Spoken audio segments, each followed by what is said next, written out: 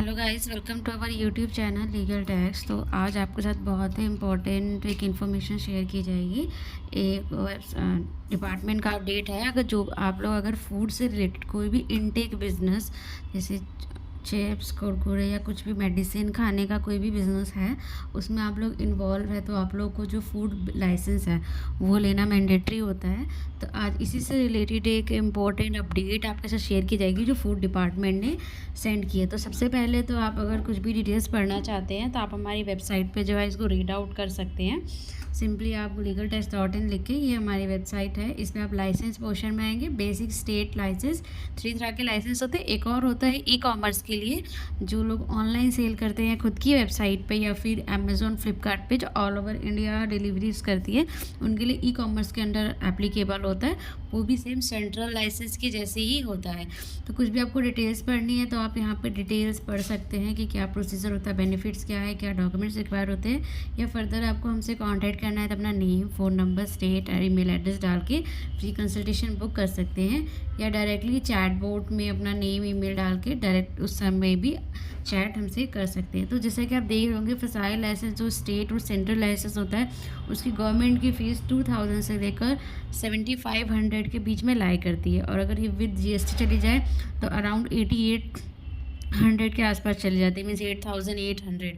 तो पहले क्या होता था कि जो डिपार्टमेंट में लोग अप्लाई करते थे फूड लाइसेंस के लिए, किसी भी रीज़न से XYZ रीज़न से जो है जो लाइसेंस की एप्लीकेशन होती थी वो रिफ्यूज़ हो जाती थी, रिजेक्ट हो जाती थी, या क्लैरिफिकेशन आ जाता था, क्लैरिफिकेशन का टाइम से रिप्लाई नहीं देते थे तो उसमें भी जो है एप्लीकेशन रिफ्यूज़ हो जाती थी। तो इसमें मेन चीज़ क्या है कि इतना बड़ा जो अमाउंट है, सपोज़ आपने सेंट्रल के लिए अप्लाई किया है तो आपने 8800 की जो फ़ीस दी है वो पूरी की पूरी वेस्ट हो जाती थी। तो इसी को ओवरकम करने के लिए डिपार्टमेंट ने एक एडवाइजरी जारी की है। तो ध्यान से इस वीडियो को देखिए और आपको जो है बहुत ही अच्छी इन्फॉर्मेशन मिलने पाएगी। इन शॉर्ट क्या 1000 में अपना फूड लाइसेंस स्टेट या सेंट्रल आप अप्लाई कर सकते हैं, और इनिशियली आपको जस्ट 1000 पे करना है, और किसी भी रीज़न से अगर आपकी एप्लीकेशन रिजेक्ट हो जाती है तो आपका जो लॉस होगा वो 8800 का नहीं होगा, 1000 का होगा। तो हम ध्यान से देखते हैं क्या लिखा हुआ है इस ऑर्डर में। इसमें लिखा हुआ सब्जेक्ट है इसका, ease of doing business, reduction of initial application fees for फसाई लाइसेंस। मीन्स कि इस वजह से, इतना बड़े अमाउंट की वजह से ही कई लोग जो है स्टेट और सेंट्रल की तरफ नहीं जाते थे, लाइसेंस नहीं लेते थे, जिससे कि उनको बिजनेस से प्रॉब्लम हो जाती, कभी फ़ाइन लग गया या इस तरह की चीज़ें होकर उनको प्रॉब्लम को सॉल्व करना पड़ता था। तो ईज़ ऑफ डूइंग बिजनेस की सब लोग स्टेट और सेंट्रल की तरफ ले, क्योंकि आप लोगों को पता है अगर 12 लाख से ऊपर टर्नओवर चला जाता है तो हमें स्टेट और सेंट्रल का लाइसेंस लेना पड़ता है। बट क्योंकि इतना अमाउंट वेस्ट हो जाता था, रिजेक्शन आ जाते थे, तो इस वजह से इस सॉल्यूशन को लाया गया है।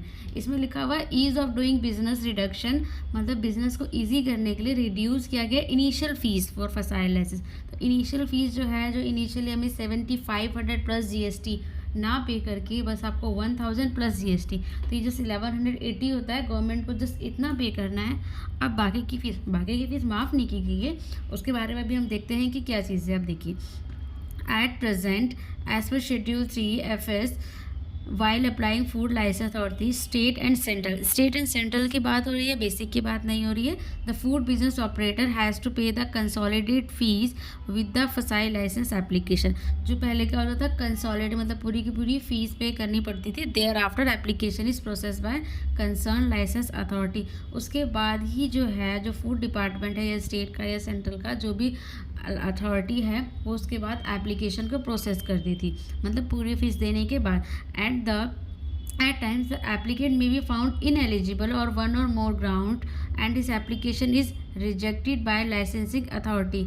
तो किसी भी रीज़न से एप्लीकेंट एक इनएलिजिबल फाउंड होता है या फिर कुछ ग्राउंड आ जाते हैं जिसकी वजह से एप्लीकेशन को रिजेक्ट किया जाता है, या फिर कई बार सिस्टम ऑटो रिजेक्ट कर देता है एप्लीकेशन को। तो in for any reason the query is not respond by FBO without the stipulated time of 30 days, या अगर कोई क्लैरिफिकेशन डिपार्टमेंट की तरफ से दिया गया है और उसका 30 डेज़ के अंदर एप्लीकेंट ने रिप्लाई फाइल नहीं किया हुआ है तो उसमें भी एप्लीकेशन रिफ्यूज़ हो जाती थी। Once reject there is no provision to refund, अगर एक बार रिजेक्ट हो जाता तो ऐसा कोई प्रोविज़न नहीं था कि जो आपकी गवर्नमेंट की फ़ीस जो डिपार्टमेंट देता है वो वापस कर दी जाए। तो इससे क्या होता है, which result number of grievance raised by food business due to loss of application fees. तो कई सारे जो एप्लीकेंट्स हैं उन्होंने बहुत सारी ग्रीवियंसेस मतलब एक तरह से कंप्लेन लेटर होता है या एक तरह से अपनी बात को डिपार्टमेंट को पहुंचाना। काफ़ी सारे लोगों की तरफ से ग्रीवियंस गए थे कि मीन्स उनका जो लॉस होता था मिनिमम 2000 से लेकर 7500 तक का लॉस होता था प्लस जीएसटी फॉर फसाई लाइसेंस डिपार्टमेंट की तरफ से। इन ऑर्डर टू, इससे क्या होता था कि इतना लॉस होता था तो कई बार लोग जो है स्टेट की तरफ नहीं जाते थे, वो बस बेसिक से ही करते थे। तो बिज़नेस को ईजी करने के लिए या in order to promote new business, नए बिजनेस को लाने के लिए, स्टार्टअप्स को लाने के लिए अब क्या है कि आप बिजनेस से कि क्लाउड किचन का भी चीज़ आ गई। क्लाउड किचन होती है जैसे आपका जोमेटो, स्विगी या कई बड़े बड़े जो बिजनेसेस हैं ऑल ओवर इंडिया अपना जो है सर्विसेज देते हैं। तो उस चीज़ को प्रमोट करने के लिए ऑब्टेनिंग फसाई लाइसेंस की सब लोग फसाई लाइसेंस लिए स्टेट और सेंट्रल की तरफ मूव ऑन करे, डिसाइड किया गया है कि इनिशियल फ़ीस को रिड्यूस कर दिया जाए। तो इनिशियल फ़ीस कितनी कर दी, 1000 प्लस जीएसटी आपको पता है स्टेट और सेंट्रल पे एप्लीकेबल होता है। After the application is scrutinized by concerned licensing authority and found to be ordered in all respect, the differential amount of the license fees total applicable fees minus 1000, तो 7500 fees होती है, 1000 आपने दे दी तो जो difference बच रहा है 6500 का वो भी पे करना है, बट अभी नहीं पे करना, कब करना है देखते हैं। Shall be collected from the एवयू prior grant of the FSSAI license, जब डिपार्टमेंट फसाई लाइसेंस ग्रांट करेगा उससे कुछ टाइम पहले ही जितना भी फीस का डिफरेंशियल आ रहा है मीन्स जो 6500 रुपीज़ अमाउंट है वो आपको पे करना है। अब हम एग्जांपल देखते हैं, एग्जाम्पल क्या चीज़ है बट उससे पहले देखते हैं। Issuance of licence will be subjected to submission of differential amount as mention, मतलब हर एक एप्लीकेशन की अलग फीस जैसे स्टेट में होता है, स्टेट में आपका 2000 से लेकर 5000 तक लगता है, तो जितना भी डिफरेंस आएगा वो बाद में पे करना होगा। Only the amount fee is 1000 at the differential amount, जो भी डिफरेंशियल अमाउंट है वो एप्लीकेबल होगा बट बाद में। अब एक एग्जांपल कैसे देखते हैं, जो ये ऑर्डर है ये एप्लीकेबल है 10 फरवरी 2023 से, 10 फरवरी 2023 से आपका ये जो एप्लीकेबल होगा।